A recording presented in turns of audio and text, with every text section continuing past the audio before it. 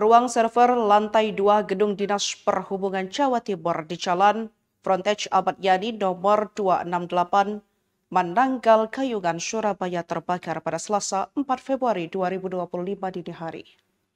Sejumlah 14 unit truk pemadam kebakaran berbagai jenis dikerahkan untuk memadamkan api. Area berukuran sekitar 4 meter kali 5 meter yang terbakar itu adalah ruang server dan ruang arsip di lantai 2 gedung tersebut. Kobaran api diketahui pada saksi sekitar pukul 1:44 waktu Indonesia bagian Barat. Termasuk juga seluruh ruangan di lantai 1 bangunan gedung seluas sekitar 25 meter kali 50 meter di sana. Lebih lanjut, 14 unit truk pemadam yang dikerahkan itu terdiri dari 2 unit tempur pos Jampangan, 2 unit tempur rayon 3 Rungkut, 1 unit tempur rayon 4 Wiyung. Berdasarkan informasi yang diperoleh, personel penyebab kebakaran diduga dipicu oleh korsleting listrik di area yang terbakar.